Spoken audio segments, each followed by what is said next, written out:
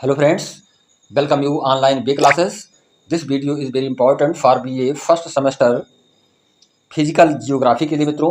यदि आपने physical geography subject यानी भौतिक भूगोल को लिया हुआ है तो आपके लिए वीडियो मोस्ट इम्पॉर्टेंट बनने वाला है। आज मैं बताने वाला हूं मित्रों, भौतिक भूगोल का पाठ्यक्रम क्या होता है, इसका सिलेबस हम किस प्रकार से समझें, पूरी ही तरीके से आपको डिटेल में हर यूनिट को एक्सप्लेन किया जाएगा। और पेपर से पूर्व यदि हम उसकी तैयारी में लग रहे हैं तो हमको सिलेबस की जानकारी होना बहुत आवश्यक होता है। जब तक हम पाठ्यक्रम को नहीं समझ पाते हैं तब तक हमारी तैयारी पूरी तरह से नहीं हो पाती मित्रों। यदि आप चैनल पर पहली बार आए हुए हैं तो इस वीडियो को लाइक, शेयर और सब्सक्राइब अवश्य कर देंगे तथा कमेंट के रूप में आप हम तक अपनी प्रतिक्रिया को अवश्य प्रेषित करेंगे, जिससे कि मैं आपको आपकी सब्जेक्ट के अनुसार वीडियो को उपलब्ध करा पाऊँ। तो देखिए मित्रों, आप BA प्रथम सेमेस्टर के स्टूडेंट हैं तो आपको ये जानना अति आवश्यक है मित्रों कि जो हमारा सब्जेक्ट है उस सब्जेक्ट से संबंधित किस प्रकार के क्वेश्चन होंगे और किस किस यूनिट से हमें क्वेश्चंस की तैयारी करनी है, कितनी यूनिटें होंगी, हमारा जो पाठ्यक्रम है, जो हमारा सिलेबस है वो कितनी यूनिट में डिवाइड होगा और हमको किस तरह से उसका अध्ययन करना है, पूरी ही जानकारी आपको इस वीडियो के माध्यम से दी जाएगी मित्रों। तो देखेंगे BA प्रथम सेमेस्टर का जो भूगोल सब्जेक्ट आपका है मित्रों, इसमें आपको जो पाठ्यक्रम आपको पढ़ना है वो भौतिक भूगोल के रूप में पढ़ना होगा मित्रों। उसको हम भौतिक भूगोल के रूप में जानते हैं, जिसको कि इंग्लिश में कहते हैं मित्रों फिजिकल जियोग्राफी, यानी कि फिजिकल जियोग्राफी यानी भौतिक भूगोल, ये हमें पढ़ना होता है। अब आप पूरी तरह से समझ गए होंगे कि फिजिकल जियोग्राफी का मतलब क्या होता है। इसको हम भौतिक भूगोल के रूप में जानते हैं। अब भौतिक से क्या तात्पर्य है मित्रों? भौतिक का मतलब आप समझते हैं। देखिए, भौतिक का तात्पर्य होता है भव धन तिक। तो यहाँ पर देखेंगे, ये जो भौतिक जियोग्राफी पढ़ना है आपको, भौतिक भूगोल पढ़ना है, तो इसका मतलब पूरे ही संसार के विषय में पढ़ना है। अब संसार में जल, थल और अंतरिक्ष पूरी ही तरह से सब कुछ आते हैं। तो इस सांसारिक परिप्रेक्ष्य में इस भौतिकता को हम पूरी तरह से अध्ययन करते हैं। किसके अंतर्गत मित्रों? भूगोल के अंतर्गत। भूगोल, भू और उसके पश्चात गोल। देखेंगे मित्रों, हमने अलग अलग शब्दों को अलग अलग करके आपको समझाने का प्रयास किया है। भू माने पृथ्वी। ये पृथ्वी कैसी है आपकी? बिल्कुल ही गोलाकार है मित्रों। तो इसके विषय में, इस पृथ्वी पर जो भी है, अब पृथ्वी पर वन भी होते हैं, समुद्र भी होते हैं, पहाड़ भी होते हैं, और पृथ्वी पर हम अंतरिक्ष की बात करें तो उसमें तमाम ग्रह, तारे, नक्षत्र, सूर्य सभी विद्यमान होते हैं। तो इन सब का पूरी तरह से हम अध्ययन करेंगे इस भौतिक भूगोल के अंतर्गत मित्रों। इस भौतिक भूगोल के अंतर्गत इसको अध्ययन कराया जाएगा और यूनिट वाइड आपको सारी ही चीज़ें बताई जाएंगी मित्रों। तो अब हम आपको फर्स्ट यूनिट की ओर ले चल रहे हैं। इस फर्स्ट यूनिट में आप देखेंगे मित्रों, फर्स्ट यूनिट में क्या बताया जा रहा है, क्या चीज़ आपको पढ़नी है इसमें। तो देखेंगे, nature and scope of physical geography. Nature and scope of physical geography यानी भौतिक भूगोल की प्रकृति और क्षेत्र। यानी कि नेचर का मतलब होता है मित्रों प्रकृति और स्कोप का मतलब होता है क्षेत्र। तो भौतिक भूगोल की प्रकृति और क्षेत्र के विषय में हमको इसमें अध्ययन करना है। इसके पश्चात ऑरिजिन ऑफ यूनिवर्स यानी कि पूरे ही ब्रह्मांड के विषय में हमको जानकारी इसमें मिलेगी। Solar system and earth. Solar system and earth यानी सौर मंडल और पृथ्वी की उत्पत्ति के विषय में इसमें जानेंगे। जियोलॉजिकल टाइम स्केल, और इसके पश्चात मित्रों हम इसमें भूवैज्ञानिक जो समय पैमाना है उसके विषय में हमको यहाँ पर अध्ययन मिलेगा, with special reference to evidence from India. यानी भारत के प्राप्त साक्ष्यों के विशेष रूप में, संदर्भ के रूप में हमको जो भी साक्ष्य प्राप्त हुए हैं उससे संबंधित भूवैज्ञानिकों के अध्ययन कराया जाएगा। Interior of the earth. इसके पश्चात मित्रों पृथ्वी की आंतरिक संरचना। ये जो पृथ्वी है उसकी आंतरिक संरचना के विषय में हमको पूरी ही तरह से इसमें अध्ययन करना होगा मित्रों कि पृथ्वी की आंतरिक संरचना किस तरह से पृथ्वी बनी, क्या क्या उसके भीतर चीज़ें हैं और किस किस चीज़ों का हमें विशेष ध्यान रखना पड़ता है, क्या क्या समय के अनुसार परिवर्तित होती जाती हैं। तो तमाम सारे बिंदु को हम इसमें फर्स्ट यूनिट के अंतर्गत अध्ययन करेंगे, जो कि हमारे लिए मोस्ट इम्पॉर्टेंट बनेगा और बहुत ही इंटरेस्टेड सब्जेक्ट आपका है। यदि आपने जियोग्राफी सब्जेक्ट को चुना है मित्रों, पूरी ही तरह से आपको सारे ही बिंदु समझ में आते चले जाएंगे। ये बहुत ही इंटरेस्टेड और जो है साइंटिफिक सब्जेक्ट माना जाता है, कॉम्पिटिटिव पॉइंट ऑफ व्यू से, कंपटीशन की दृष्टि से भी मित्रों। और यदि आप समाज में रह रहे हैं, समाज के लिए कुछ सेवा का कार्य करना चाहते हैं, तब भी पूरी जानकारी आपको इस सब्जेक्ट के माध्यम से मिलती चली जाती है। और आप यहाँ तक कि आप भूवैज्ञानिक भी बन सकते हैं, एक साइंटिस्ट भी बन सकते हैं, जो कि आपके लिए मोस्ट इम्पॉर्टेंट होने वाला है। तो आप पूरी ही तरह से इसको ईमानदारी के साथ, इंटरेस्ट के साथ पढ़ेंगे मित्रों। अब हम आपको दूसरी यूनिट की तरफ ले चल रहे हैं। ये दूसरी यूनिट जो आपकी है मित्रों, इसमें बताया जा रहा है ओरिजिन, यानी origin of continents and oceans. इसमें महाद्वीपों और महासागरों की उत्पत्ति के विषय में, ओरिजिन का मतलब होता है उत्पत्ति के विषय में, तो of continent and ocean and ocean, यानी महाद्वीप और महासागरों की उत्पत्ति के विषय में जानकारी आपको इस दूसरी यूनिट से मिलेगी। आइसोस्टेसी, आइसोस्टेसी का मतलब होता है हम तो आइसोस्टेसी, जो कि हमें एक तरह से ये बताता है कि हमारे इस पृथ्वी पर क्या क्या चीज़ें किस किस रूप में समक्ष आ रही हैं, क्या क्या घटनाएं घटित होने वाली हैं, जिसमें कि आपको अर्थक्वेक्स एंड, जिसमें कि भूकंप और वोल्केनोस, यानी कि जिसको ज्वालामुखी कहते हैं, यानी कि जो सिक्लाइन के नाम से जानते हैं, जो सिक्लाइंस के विषय में अध्ययन करेंगे। इसमें कॉन्टिनेंटल ड्रिफ्ट थ्योरी बताई जाएगी, अर्थात महाद्वीपीय बहाव के सिद्धांत के बारे में इसमें बताया जाएगा मित्रों। कॉन्सेप्ट ऑफ प्लेट टेक्टोनिक्स, यानी कि प्लेट टेक्टोनिक्स की अवधारणा के विषय में हमको पढ़ाया जाएगा। यानी कि प्लेट टेक्टोनिक्स, जो कि एक साइंटिस्ट थे, जियोग्राफिस्ट से मित्रों, इनके विषय में इनकी अवधारणाएं क्या थीं, ये सारा बिंदु हमको पढ़ना होगा यूनिट सेकंड के अंतर्गत। अब मैं आपको मित्रों यूनिट थर्ड की ओर ले चल रहा हूँ।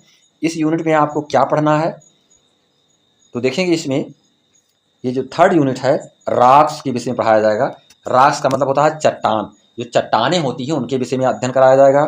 फोल्डिंग के विषय में मित्रों, फोल्डिंग का मतलब होता है वलन, जो होता है वलनकार, जैसे जो चट्टान होती है उसमें तमाम वलन होते हैं, तमाम परतें होती हैं, तह होती हैं, तो उसको फोल्डिंग के रूप में जानते हैं।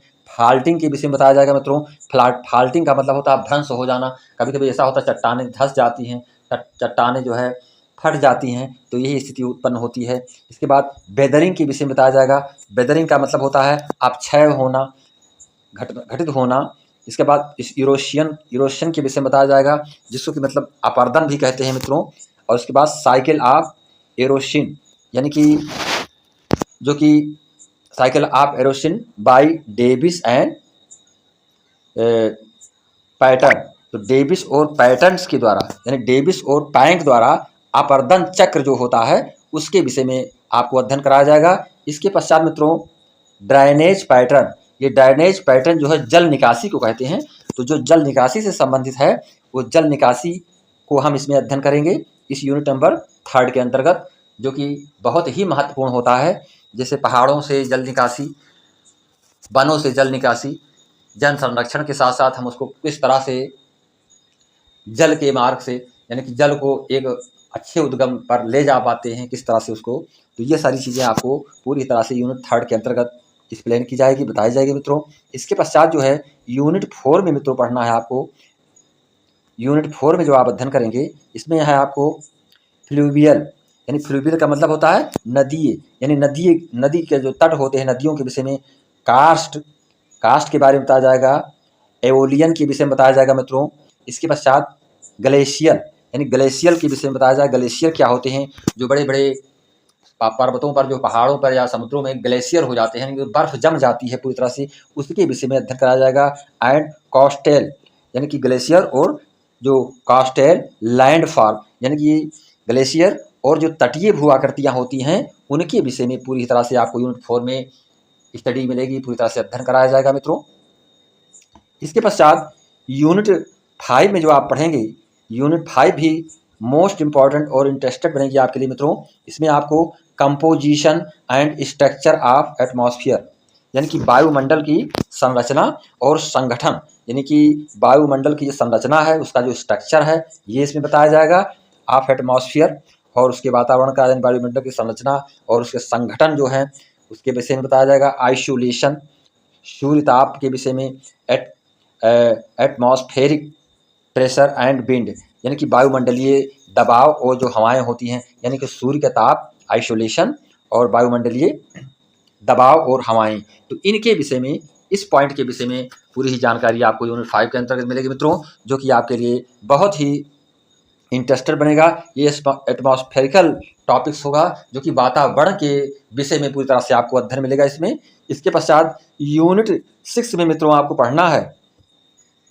यूनिट 6 में जो आप पढ़ेंगे इसमें air masses and fronts, air masses और फ्रॉन्ट्स के विषय में बताया जाएगा, जिसको क्या कहते हैं वायु राशियाँ और वाताग्र के विषय में, यानी जो वायु राशियाँ होती हैं और जो वाताग्र होते हैं उनके विषय में आपको बताया जाएगा। यहाँ पर cyclone and anti cyclones, most important points. तो इसमें साइक्लोन एंड एंटी साइक्लोन के विषय में बताया जाएगा। साइक्लोन को मित्रों कहते हैं चक्रवात, तो चक्रवात और प्रति चक्रवात के विषय में बताया जाएगा।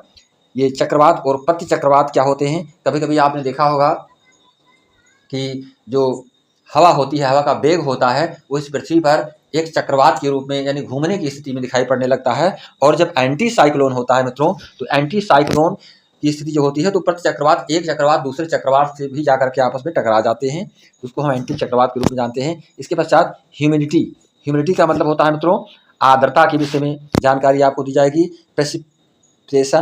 प्रेसिपिटेशंस एंड रेनफॉल टाइप्स, अर्थात वर्षण और वर्षा के प्रकार, यानी आर्द्रता के अंतर्गत वर्षा और वर्षा के कितने प्रकार। इसके पश्चात मित्रों ये जो आपको 7 यूनिट में पढ़ना होता है, इस 7 यूनिट में आपको पढ़ना है इसमें ओशन बॉटम्स, ये भी मोस्ट इम्पॉर्टेंट यूनिट आपकी है। ओशन बॉटम यानी कि महासागर तल, महासागर के तल के विषय में आपको बताया जाएगा। कंपोजिशन ऑफ मैराइन, अर्थात समुद्री जल की संरचना जो होती है, composition of marine waters temperature, तो composition of marine water temperatures and salinity, तो इसमें आपको महासागर तल की तथा समुद्र की संरचना के विषय में और इसके जो है तापमान और लवणता के विषय में अध्ययन कराया जाएगा। तो क्या क्या बिंदु आपको पढ़ने हैं मित्रों, जो कि महासागर तल, समुद्री जल की संरचना क्या होती है, कंपोजिशन ऑफ मैराइन वाटर्स, इसके बाद जो है टेम्परेचर एंड सैलिनिटी, तापमान और लवणता, तो ये सारे पॉइंट आपको पढ़ने होंगे इसमें। And circulation of ocean water, तो इसमें आपको महासागरीय जल का जो परिसंचरण, जो लहरें होती हैं, जो वेवें होती हैं, तो सर्कुलेशन ऑफ ओशन वाटर, ये भी आप पूरी तरह से इसमें अध्ययन करेंगे कि महासागर ये जल का जो परिसंचरण, जो लहरें होती हैं, वेव्स, उसकी जो धाराएं हैं, तरंगे हैं, करंट्स हैं, जो धाराएं उसकी हैं, और इसमें जो ज्वार उत्पन्न होते हैं, टाइड्स, आप देखते होंगे कि समुद्र में ज्वार उत्पन्न होता रहता है, समुद्र का जल स्तर बढ़ जाया करता है फिर घट जाया करता है, तो ये टाइड ओशन, डिपॉजिट्स यानी कि जो धाराएं और जिसमें ज्वार आते हैं महासागरीय, जो निक्षेप के रूप में जाना जाता है मित्रों, उसको हम प्रवाल यानी कोरल एंड एटोल्स के नाम से जानते हैं, अर्थात प्रवाल और एटोल्स के नाम से जानते हैं। तो इन पॉइंट्स को, इन सारे पॉइंटों को हमको पढ़ना होता है, जो कि हम 7 नंबर यूनिट में अध्ययन करेंगे मित्रों। इसके पश्चात आप जो आपकी लास्ट यूनिट है, इस लास्ट यूनिट में आपको पढ़ना है मित्रों विश्वस्फीयर यानी कि जीवमंडल के बारे में आपको पढ़ाया जाएगा, यानी कि बायोस्फीयर के विषय में बताया जाएगा। बायोटिक सक्सेशन के विषय में बताया जाएगा, सक्सेशन के विषय में, बायोटिक सक्सेशन के विषय, जैविक उत्तराधिकार के विषय में बताया जाएगा मित्रों। बायोम के विषय में बताया जाएगा, बायोम के बारे में, जो geographical regions of the world, अर्थात विश्व के प्राणी भौगोलिक क्षेत्र, यानी विश्व के प्राणी और उनके भौगोलिक क्षेत्र के विषय में पूरी तरह से आपको अध्ययन कराया जाएगा। तो ये आपको कुल मिलाकर के 8 यूनिट में डिवाइड, आपका जो सिलेबस है मित्रों ये 8 यूनिट में डिवाइड होगा, और प्रत्येक ही यूनिट आपको पढ़ना होगा और सभी यूनिट से आपको क्वेश्चंस करने होंगे। तो बताते चले मित्रों, जो आपका ये पेपर होगा ये 75 मार्क्स का होगा। ट्यूटोरियल मार्क्स आपको 25 कॉलेज से प्राप्त होते हैं, यूनिवर्सिटी देती है, और जो आपको 75 मार्क्स होता है वो आपको लिखित रूप में प्रदान मिलता है, जिसको आप प्राप्त करते हैं। तो इसमें 3 कंडीशंस यानी 3 टाइप्स क्वेश्चंस आपसे पूछे जाएंगे, जो कि अति लघुत्तरीय प्रश्न के रूप में होंगे और लघुत्तरीय प्रश्न के रूप में होंगे तथा दीर्घोत्तरीय प्रश्न के रूप में होंगे। तो पूरी ही तरह से आप समझ लें मित्रों, इसमें जो अति लघुत्तरीय प्रश्न होगा ये 2 × 10 यानी 10 क्वेश्चन करना होगा, ये आपके 20 मार्क्स के होंगे। इसके पश्चात मित्रों जो आपको लघुत्तरीय प्रश्न करना होगा, ये लघुत्तरीय प्रश्न जो है आपको 5 × 4 करने होंगे, जो कि आपके ये भी 20 मार्क्स का होगा। और इसके पश्चात मित्रों जो आपको दीर्घोत्तरीय प्रश्न करने होंगे, ये दीर्घोत्तरीय प्रश्न केवल आपको 2 करने होंगे। तो ये आपको यहाँ पर बताते चले मित्रों, ये जो लघुत्तरीय प्रश्न होते हैं ये आपके अलग अलग नंबर डिवाइडेशंस किया जाता है, यूनिवर्सिटी में अलग अलग होते हैं।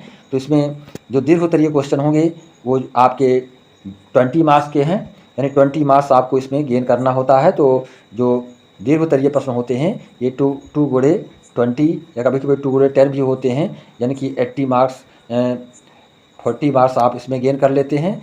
तो 40 40 80 यानी कुल मिलाकर के आपको यहाँ पर जो है मित्रों 75 मार्क्स आपको गेन करने होते हैं, जिसको मैं डिटेल में आपको पेपर के अनुसार आपको वीडियो उपलब्ध कराऊंगा। और पूरी ही तरह से यदि आपने इस सिलेबस को अच्छी तरह से समझ लिया है तो आपको सारी यूनिटें और सारे क्वेश्चंस समझ में आते चले जाएंगे। और इससे संबंधित वीडियो मित्रों मैं आपको उपलब्ध कराता रहूँगा कंटिन्यूसली। और सबसे पहले मैं आपको अति लघुत्तरीय प्रश्नों की कुछ श्रृंखलाएँ दूंगा, वीडियो आपको उपलब्ध कराऊँगा, जो आपके लिए मोस्ट इम्पॉर्टेंट बनेगा। तो मैं चाहूँगा कि कमेंट के रूप में आप हम तक अपनी प्रतिक्रिया को प्रेषित करेंगे। सभी सब्जेक्ट के वीडियो आपको ऑनलाइन BA क्लासेस पर उपलब्ध होते रहेंगे मित्रों कंटिन्यूसली। तो इसी के साथ नमस्कार, जय हिंद, जय